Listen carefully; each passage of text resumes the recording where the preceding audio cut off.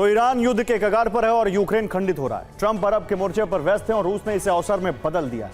रूस बीते 3 दिन से यूक्रेन के उन इलाकों पर हमले कर रहा है जहां ग्राउंड ऑपरेशन नहीं चल रहा है। इसमें सबसे खास है यूक्रेन की पोर्ट सिटी ओडेसा, जहां से यूक्रेन के अनाज का एक्सपोर्ट दुनिया भर में होता है। इस शहर पर कब्जा होते ही दुनिया का ग्रेन बोल यानी अनाज का कटोरा रूस के कब्जे में आ जाएगा और इससे पूरी दुनिया पर असर पड़ना तय। क्रामातोर्स्क में एक इमारत गिरने से कई लोग लापता हो गए।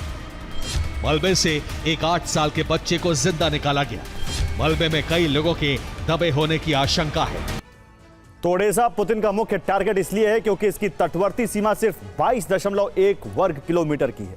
यानी ओडेसा पर कब्जा किया जाए तो रूसी सेना को शुरुआती दौर में कुल 24.5 वर्ग किलोमीटर का हिस्सा नियंत्रण में लेना है और इस नियंत्रण रेखा की शुरुआत होगी समुद्री रेखा से लगी 10 किलोमीटर लंबी पट्टी से। अब अगर इसमें रूस कामयाब हो गया तो यूक्रेन का ओडेसा और समुद्री क्षेत्र से संपर्क करते ही पूरा 162.4 वर्ग किलोमीटर का क्षेत्रफल रूस के नियंत्रण में आ जाएगा। यह यूरोप के खिलाफ रूस का रणनीतिक केंद्र बन जाएगा क्योंकि यहां से रोमानिया की दूरी महज 520 किलोमीटर है और मोल्दोवा भी 300 किलोमीटर की दूरी पर है, जिसका मतलब है कि रूसी सेना नेटो के द्वार पर होगी। यूक्रेन अब अपनी सुरक्षा के लिए कई लेयर का सिक्योरिटी कवर तैयार करने वाला है। यूरोप की मदद से रूसी सीमा और काला सागर के किनारे कई रडार लगाए जाएंगे ताकि हर ड्रोन की सटीक जानकारी मिल सके।